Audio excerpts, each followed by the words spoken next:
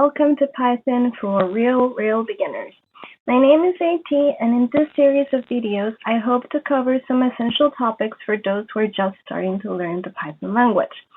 I myself is a complete beginner with Python or any other programming language or coding, so this is a completely new challenge for me. But as a complete beginner, I always found this topic intriguing, but at the same time, I had a phobia towards learning how to program. So hopefully, I can try and get the topic covered in a rather simple and understandable fashion, especially for those who have just started learning about Python. So let's begin. So the first thing you need to do is to set up the environment where you're going to write your Python code and program. An acronym that you would hear often when doing this is the IDE. So IDE stands for Integrated Development Environment, and it's a software application that provides facilities for computer programmers to write a software. So basically, it's where Python codes are written, run, tested, and saved. There are a lot of different Python IDEs that you could look up on the internet, but here's some few that are recommended for beginners. And I'm going to explain the first two of the list that was recommended in some of the online courses that I have taken.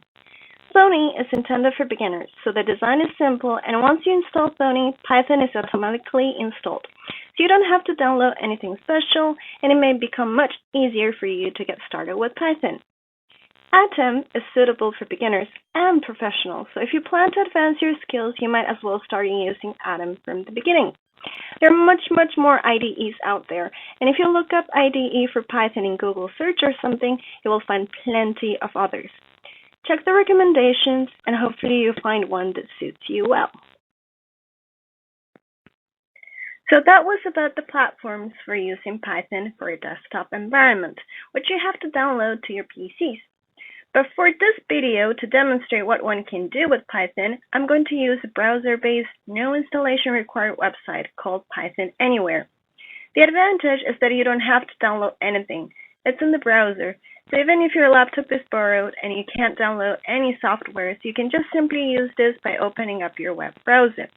You have to sign up for an account, but it's for free to do the beginner level basic stuff.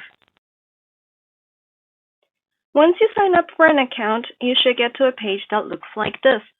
Now let's get started with the basic stuff you can do with Python. Common thing people first do is to write hello world. So let's see how that works. So once you access and log into Python Anywhere website, click on the Files tab.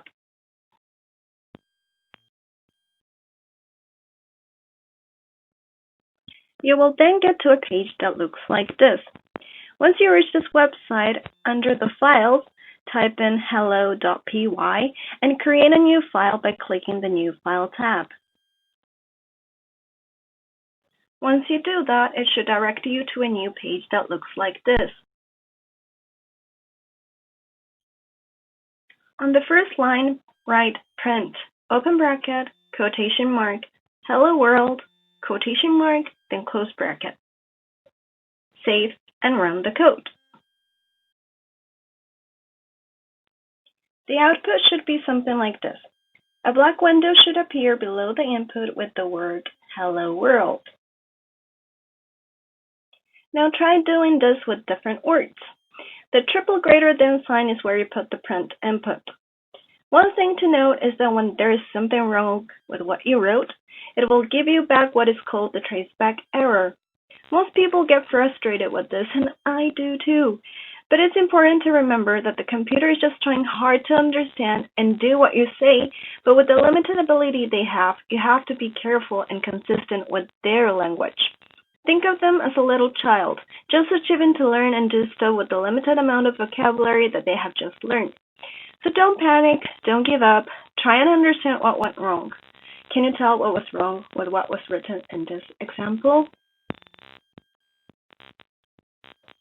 The answer is, you forgot to put the hello in quotation marks. So to sum up what we did today, we first look at the Python development environment, which are where Python codes are written, run, tested, and saved. Then we focus on the web browser version called the Python Anywhere, and we wrote our first code to print hello world. So congrats to you for writing your first Python code, and up next, we will use numbers in doing simple calculations. Hope to see you next time!